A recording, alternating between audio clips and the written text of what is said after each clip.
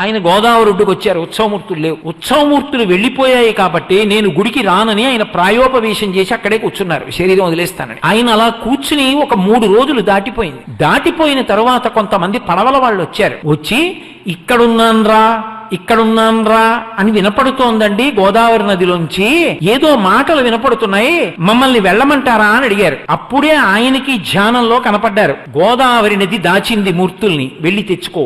కానీ సీతమ్మ కనపడదు. ఎందుకు అంటే ఆ సీతమ్మ ప్రత్యేకంగా కోరుకుని సీతమ్మని తన కడుపులో పెట్టేసుకుంది. సీతమ్మని ఇవ్వదు. కాబట్టి రామలక్ష్మణులు దొరుకుతారు, తెచ్చుకో. నా పక్కన కళ్యాణానికి సీతమ్మ ఉండాలి కదా, మరి సీతమ్మ కావాలి అంటే ఫణిగిరి సంస్థానం నుంచి పట్రా. కానీ ఫణిగిరి జమీందారు గారు ఇవ్వరు. అందుకని ఫణిగిరికి భద్రాచలం అర్చకులు వెళ్ళండి. ఆయన ఎంతో గౌరవించి ప్రసాదం ఏమి పుచ్చుకుని రాత్రి ఉండి రేపు వెళ్ళండి అంటాడు. రాత్రి కుంచకోలతో రహస్యంగా తలుపులు తెరిచి సీతమ్మని ఎత్తుకొచ్చేయండి. ఆ సీతమ్మని నా పక్కన పెట్టి కళ్యాణం చేయండి అన్నారు. అర్చకులు ఆ ఫణిగిరి జమీందారు గారి దగ్గరికి వెళ్ళి ఆ రాత్రి పడుకుని రాత్రి కుంచకోలతో తలుపులు తీశారు. తీసి సీతమ్మ విగ్రహాన్ని ఎత్తుకొచ్చాము అనుకుని లక్ష్మణస్వామి విగ్రహాన్ని ఎత్తుకొచ్చారు. కంగారు కొంత దూరం వచ్చి చూస్తే లక్ష్మణస్వామి మళ్లీ లోపలికి వెళ్ళి మళ్ళీ అక్కడ పెట్టేసి సీతమ్మని తీసుకొచ్చేశారు. ఫణిగిరి జమీందారు గారికి తెలిసి భద్రాచలం అర్చకుల్ని దండిస్తామని బయలుదేరదాం అనుకున్నారు. రాత్రి రామచంద్రమూర్తి కల్లోకి వచ్చి ఫణిగిరి సీతమ్మని నేనే కోరుకున్నానయా జమీందారు, బయలుదేరి వచ్చి మొదటి కళ్యాణం నువ్వు చేసి జనక మహారాజు గారి స్థాయి పొందు అన్నాడు. ఆయన మేళతాళాలతో బయలుదేరి వచ్చి కళ్యాణం చేశాడు.